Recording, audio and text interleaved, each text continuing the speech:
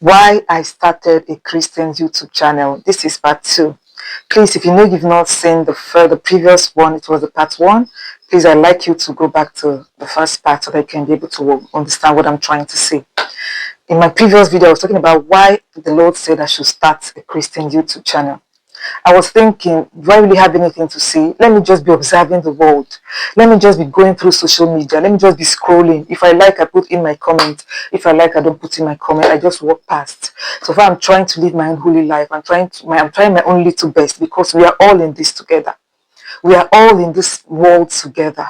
This busy, this distraction, this world full of distractions, this world full of pain, this world full of enjoyment, this world full of backstabs, this world full of lots of things, full of love, full of hate. We are in it together. But why God wants me? Why on hell?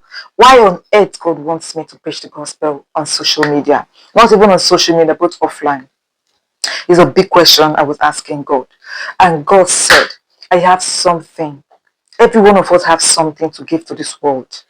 You think that maybe you are a non-entity, or what do I have to say? What do I have to share? You have something definitely to share. You have something definitely to give. Somebody out there needs your message.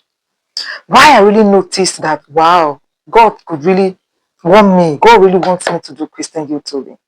I got a message from a subscriber on this particular video I just made it. I got the inspiration to make this video. I made that video, even I did not get much views. It disturbed me, but I moved on. I'm still moving on. But when I got this feedback from this subscriber, it made my day. I was like, Holy Spirit, I thank you for just this testimony. No wonder the Bible says that there is joy in heaven over a single soul that God repented. God can go after God can leave 99 sheep, beautiful feeding sheep in the field, and run over just one lost sheep. What a great God we have. What a great God we serve. We don't really know who this God is. He's the mighty God. He's the balm of Gilead. He said he's the creator of the whole universe. He said he's the God that sits in the heavens and maketh the earth his footstool. What a mighty God we serve. Psalms 24 verses 1 says that the earth is the Lord's and the fullness thereof, the world and they that dwell therein. It is in your own best interest to start fulfilling your destiny as a human being. Because if you did not fulfill your destiny and you go, it will be counted unto you as a great sin. You have to ask God, why did you created me? God, why did you even create me? What is my mission? What is my purpose on earth?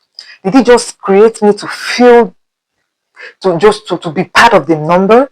Or you created me to fill a vacuum? God created us to fill a vacuum.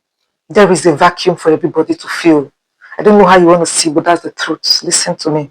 There's a vacuum for everyone to fill. There's a vacuum you are not fulfilling. There's a vacuum you are not feeling that you need to fill. Ask God for that perception. Ask God for that direction. He's faithful and just. He's going to reveal to you. He can show you through dreams. He can lead in your heart. He can speak to you through someone. He can speak to you through television program. He can speak to you through the internet. Hallelujah. I don't want this video to be too long. It's going to be in series. This is definitely the part 2. I'm going to continue in the next video. Please watch the part 1, the part 2. Subscribe if you're not yet subscribed.